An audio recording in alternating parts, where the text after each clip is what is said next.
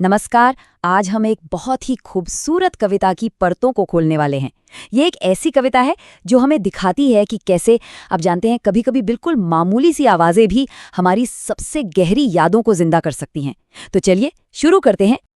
लेकिन आगे बढ़ने से पहले 1 मिनट के लिए सोचते हैं, क्या कोई ऐसी खास आवाज है, शायद किसी पुराने गाने की धुन या बारिश की बूंदें, जो सुनते ही सीधा बचपन की गलियों में ले जाती है।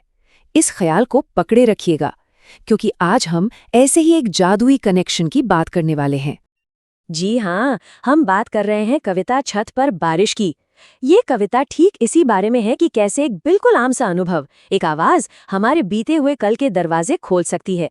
चलिए देखते हैं कि कवि बारिश की आवाज सुनकर अपनी यादों की दुनिया में कैसे खो जाता है। तो कविता शुरू होती है रात के एक बहुत ही गहरे और इमोशनल सीन से। कवि ने ऐसा माहौल बनाया है ना, जैसे लग रहा है कि पूरा आसमानी उदास है, मानो उसमें भी जान हो और वो भी कुछ महसूस कर रहा हो। यहाँ कवि एक कमाल की चीज करता है। वो प्रकृति को, नेचर को इंसानी भावनाएं दे देता है। देखें, वो बादलों को सिर्फ बादल नहीं, नम पर छाया कह रहा है, अंधेरे को उदास बता रहा है, और बारिश के बूंदें जैसे आसमान के आंसू हैं। इससे होता क्या है, इससे पूरी तस्वीर इतनी पावरफुल हो जाती है कि हमें भी आसमान का दुख महसूस होने लगता है। और यही तो सबसे दिलचस्प बात है कि कैसे कवि बाहर की दुनिया को अंदर की भावनाओं से जोड़ देता है। मतलब आसमान में जो कुछ भी हो रहा है, काले बादल, बारिश, वो अचानक से एक दुखी इंसान के रोने जैसा लगने लगता है। कितना खूबसूरत रूपक है ना। ऐसा लगता है जैसे हमें प्रकृति में अपनी ही भावनाओं की परछाई दिख रही हो। अच्छा, कविता में एक लफ्ज इस्तेमाल हुआ है, मेलनकली। इसका मतलब सिर्फ दुख नहीं है, ये एक अलग तरह की उदासी है, गहरी, शांत, ऐसी उदासी जिसमें इंसान सोच में डूब जाता है। और अक्सर यही वो भावना होती है जो हमें पुरानी यादों के पास ले जाती है। और फिर आता है एक ट्विस्ट, एक विरोधाभास। बाहर तो इतना अंधेरा है, इतनी उदासी है, लेकिन कवि अपने कमरे में, अपने बिस्तर पर बिल्कुल सुरक्षित और खुश है। उसके लिए बारिश की आवाज सुनना एक ब्लिस है, मतलब परम सुख। और यही जो आराम और सुरक्षा की भावना है ना, वही यादों के आने के लिए एक जगह बनाती है। तो चलिए अब कविता के दूसरे हिस्से में चलते हैं और देखते हैं कि ये बाहर की आवाज अब अंदर का अनुभव कैसे बनती है। ये लाइनें, ये इस कविता का दिल हैं, इसकी जान है। छत पर गिरती हुई बारिश की हर बूंद, हर टिंकल, वो सीधे कवि के दिल में एक इको, एक गूंज पैदा कर रही है। तो अब ये आवाज सिर्फ कानों तक नहीं रह गई है, ये एक भावनात्मक प्रतिक्रिया बन चुकी है। यहाँ शिंगल्स लफ्ज इस्तेमाल हुआ है। इसका सीधा सा मतलब है छत पर लगी हुई लकड़ी की टाइलें। तो जब बारिश इन पर गिरती है ना, तो एक खास तरह की खनकती हुई संगीत जैसी आवाज आती है। इसी को कवि टिंकल कह रहा है, और यही आवाज है जो दिल में गूंज रही है। और इस गूंज के साथ अब कुछ बड़ा होने वाला है। ये सिर्फ एक आवाज नहीं है, ये एक ट्रिगर है, एक ऐसी चीज जो कुछ शुरू करने वाली है। तो क्या शुरू होने वाला है? हजारों सपने और कल्पनाएं। सोच कर देखिए, बारिश की बस वो एक आवाज, और कवि के मन में न जाने कितने ख्याल और यादें जाग जाती हैं। ये सारी कल्पनाएं उसके मन में अचानक से आने लगती हैं। तो पूरा प्रोसेस देखें तो बड़ा साफ है। पहला कदम, बाहर बारिश गिरती है। दूसरा कदम, वो आवाज दिल में एक गूंज पैदा करती है। फिर तीसरा कदम, इस गूंज से पुरानी यादें सपनों की तरह लौट आती हैं। और आखिर में ये यादें आपस में जुड़ जाती हैं।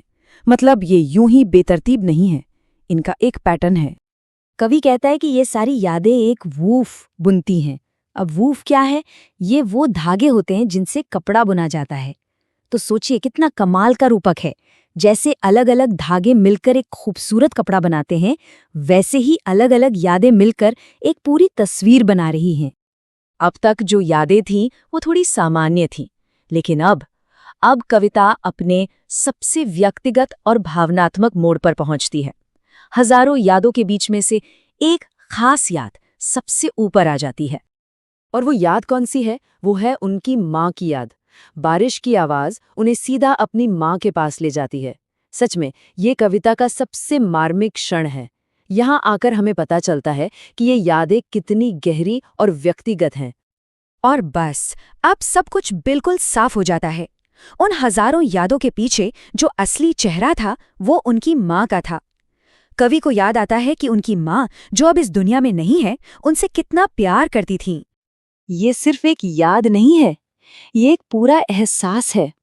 कवि को याद है कि कैसे उनकी माँ उन्हें और उनके भाई बहनों को प्यारे सपने देखने वाले कहती थीं, और सुबह होने से पहले उन्हें परेशान नहीं करती थीं, सोने देती थीं।